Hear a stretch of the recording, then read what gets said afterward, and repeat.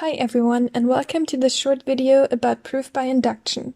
In this video you will learn what a proof by induction is, in which context we can and want to use it, and what the steps are to successfully perform such a proof. Let's get started. As the name already indicates, a proof by induction is a proof technique. It is widely used in mathematics and is therefore of great interest to us.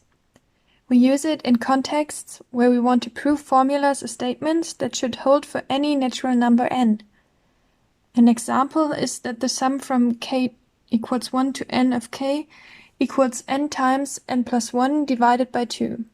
Another example is the inequation that n plus x to the power of n is greater or equal to 1 plus n times x for any real number x that is greater or equal than minus 1. And any natural number n. Here you can see the recipe for a successful proof by induction. There are 3 steps: the basis step, the hypothesis step, and the inductive step. In the basis step, we want to validate that the formula or statement we want to prove is true for the smallest n. Smallest here is dependent on the context, but often n equals 0 or n equals 1. In the second step, the hypothesis step, we assume that the formula or statement is true for any n, and it follows that it is also true for n plus 1. This is actually not a real step, as it's just a hypothesis formulation and no real calculation or proving of anything. The third step, the inductive step, is then where all the magic happens. Here we want to prove the given formula or statement for n plus 1 under the assumption of the hypothesis. Doesn't sound too complicated, so let's take a look at an example. The equation that we want to prove is that the sum from k equals 1 until n of k is equal to n times n plus 1 divided by 2. I will walk you through that step by step on the next slides. First, we start with the basis step. This means we want to show that the equation holds for the smallest n. In this case, we have to choose n equals 1, as it's given in the definition of the equation as the smallest possible n. What we do now is simply plugging it in everywhere, so we replace each n with a 1 and check whether the equation is true. In our case, the sum now runs from 1 until 1, so we only have one element, namely the 1. On the right side, we get 1 times 1 plus 1 divided by 2, which is also 1. We validated the basis case and can now continue with the next step. The second step is the hypothesis step, where we formulate our hypothesis. Here what we want to do is assuming that our given formula holds for n, and assume that this consequentially also means that it holds for n plus 1. I will not read out the whole formula, but you can see that we want to show that the formula also holds when we replace each n of both sides by n plus 1. The hypothesis step just means defining this hypothesis. We are ready for the next step. Now we want to perform the inductive step, meaning we want to prove the formula for n plus 1 using the hypothesis somehow. This works the following. We start with one side and then need to reformulate the term.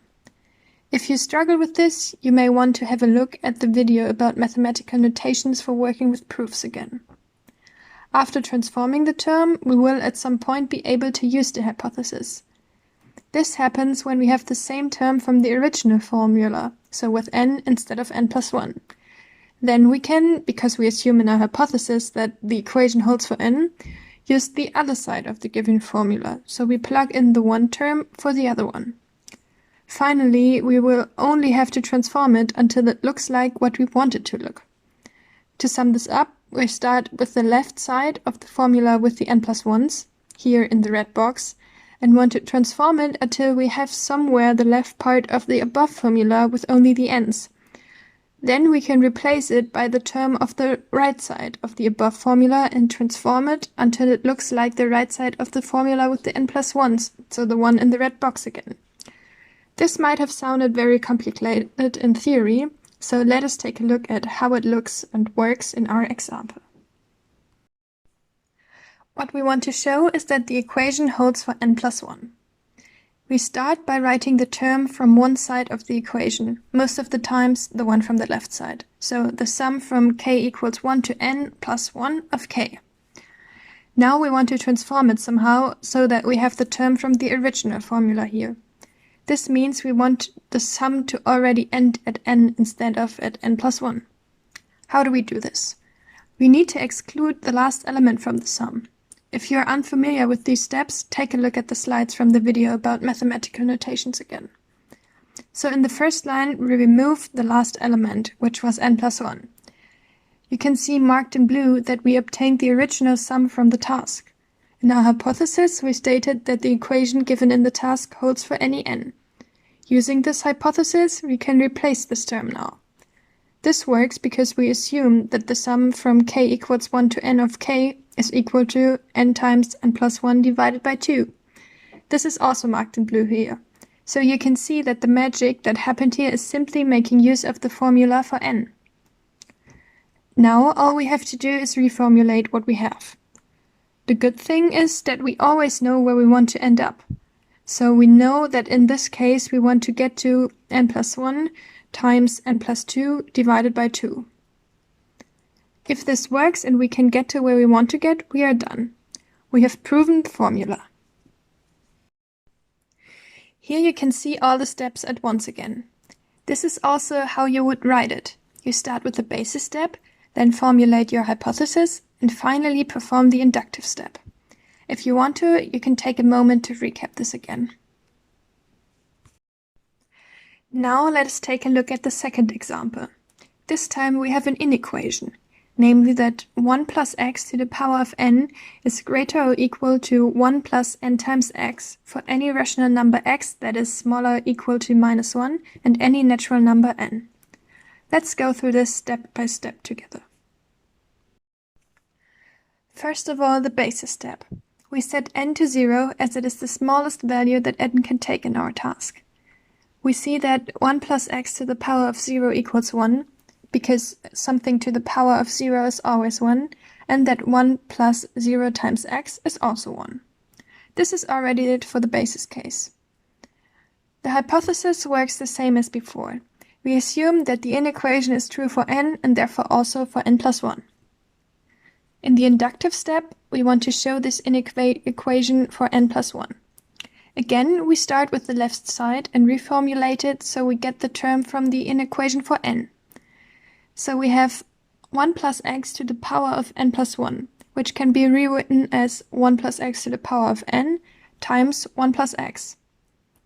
Using the hypothesis, we can plug in the right side of the original formula. But be careful. This only works when x is bigger or equal to -1. Otherwise, we would multiply by something negative, and the direction of the sign would change. Luckily, it was already given in the task that x is bigger or equal to -1. Now, from the second to the third line, we simply multiply the terms out. As we know where we want to get, the last steps should be easy. As a tip, you can always also start working from the other side and meet somewhere in the middle. If this was too fast, take a moment to really understand each step. After having seen several examples, I prepared some exercises for you to train proofs by induction. The solutions with all steps can be found on the next slides, and I highly recommend having a look at them. If you struggle with possible transformation steps in the inductive step, you can have a look at the slides about mathematical notations from this week. You can pause the video now if you want to do the exercises on your own.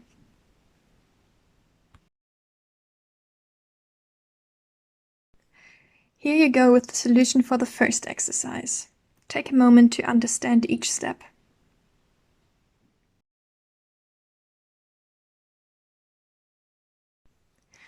And here's the solution to the second exercise. Again, try to really understand what we are doing in each step.